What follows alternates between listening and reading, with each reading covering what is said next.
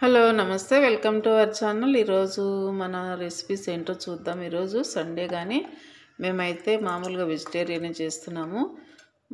ఒక చిన్న కప్పెడు కందిపప్పు అయితే కడిగి మళ్ళీ అందులోకి 1.5 గ్లాస్ వాటర్ పోసుకొని తర్వాత ఇందులోకి ఒక సగం ముల్లంగి, అలాగే చిన్న బుడమకాయ, ఇంకా ఒక పెద్దది టమాటో, 2 వంకాయలు, ఉల్లిపాయలు ఇవన్నీ వేసిన అన్నమాట. బాగుంటుంది ఇట్లా చేస్తే పప్పు కూడా.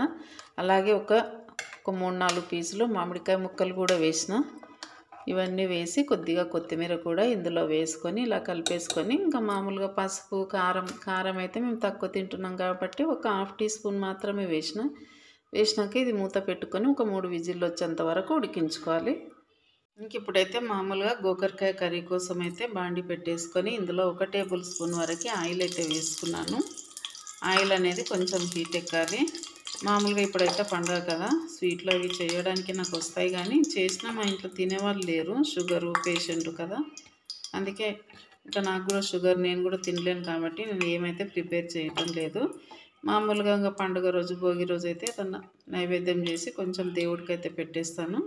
ఇంకా ఇప్పుడైతే మామూలుగా ఇట్లా నేను సండే పూట ఇట్లా వెజిటేరియన్ వంటనే ప్రిపేర్ చేస్తున్నా. ఇప్పుడైతే ఆయిల్ హీట్ ఎక్కింది కదా, ఇందులోకి ఒక సగం ఉల్లిపాయ కట్ చేసింది ఇట్లా వేసుకోవాలి. ఇది కొంచెం వేగనివ్వాలి ఉల్లిపాయని. ఇప్పుడు ఇందులోకి కొద్దిగా పసుపు, ఒక 1/4 టీ స్పూన్ వరకు, అట్లనే కొంచెం అల్లం వెల్లుల్లి పేస్ట్, ఇది కూడా ఒక 1/4 టీ స్పూన్ వేసి ఇట్లా కలిపేసుకుందాం. ఉల్లిపాయలు అయితే మంచిగా వేగిపోయినాయి కదా. ఇప్పుడు గోకరకాయ కట్ చేసి పెట్టుకున్నాం కదా, ఇది కూడా ఇందులో వేసుకుందాం. చాలామంది గోకరకాయ, దొండకాయ అంటే ఇష్టంగా తినరు కదా. గోకరకాయ అయితే మామూలుగా ఫైబర్ ఫుడ్ కాబట్టి తినొచ్చు, హెల్త్కి మంచిదే.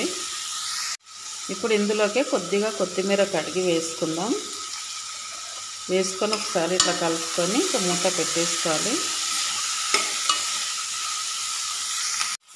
ఇప్పుడు ఇందులోకి ఒక 1/2 టీ స్పూన్ వరకు ఉప్పు వేసుకుందాం. ఉప్పు వేసుకొని మరొకసారి ఇట్లా కలుపుకొని కొంచెం మగ్గనివ్వాలి. ఉప్పు వేస్తే తొందరగా మగ్గిపోతుంది కదా.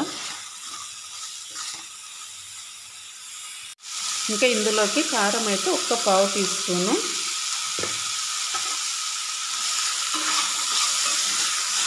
ఇట్లా కలుపుకొని కొంచెం మగ్గిన తర్వాత ఇందులోకి కొద్దిగా వాటర్ వేసుకొని ఉడికించుకోవాలి.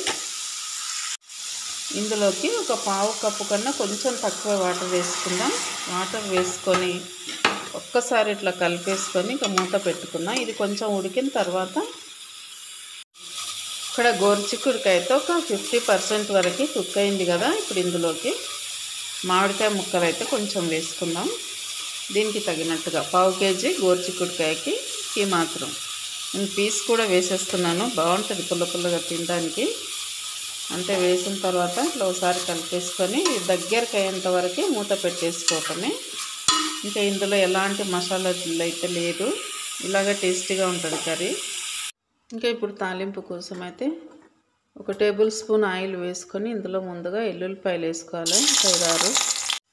ఇప్పుడు ఇది బాగా మాడింది కదా, ఇందులోకి జీలకర్ర, ఆవాలు, ఎండుమిర్చి వేసుకొని స్టవ్ ఆఫ్ చేసుకోవాలి, లేకపోతే మాడిపోతుంది కదా. ఇంక ఇందులోకి అయితే ఇప్పుడు కొద్దిగా కరివేపాకు వేసుకుందాం. వేసుకొని మూత పెట్టేద్దాం. ఇప్పుడు తాలింపు వేసుకున్నాం కదా, ఇందులోకి అయితే ఈ నీళ్ళన్నీ వంపేసుకుందాం.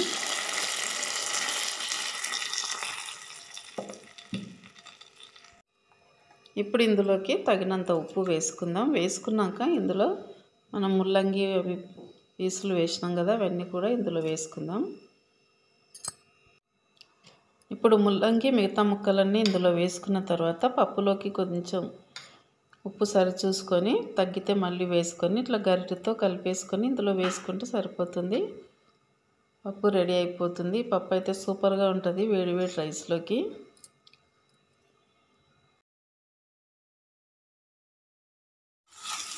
ఇక్కడ గోకరకాయ కర్రీ అయితే దగ్గర అయిపోయింది కదా, మంచిగా ఉడికిపోయింది కూడా, పుల్లగా బాగుంటుంది టేస్ట్ అయితే. గోకరకాయలో మామిడికాయ వేసి ఇట్లా వండుకుంటే ఇంకా అంతే, కర్రీ కూడా రెడీ అయిపోయింది. ఇంక ఇక్కడైతే రైస్ పెట్టిన, 1 గ్లాసు రైస్కి 2 గ్లాసుల వాటర్ వేసి పెట్టిన. ఇది చిన్న రైస్ కుక్కర్ అనమాట, ఇంతే 1 గ్లాస్ బియ్యమే పడతాయి ఇందులో. ఇంక ఇక్కడైతే 2 బాయిల్డ్ ఎగ్స్ ఇవి తినడానికి. ఇంత ఈరోజు మా ఇంట్లో వంట అయితే రెడీ అయిపోయింది. ఇంకా తినడమే ఆలస్యం.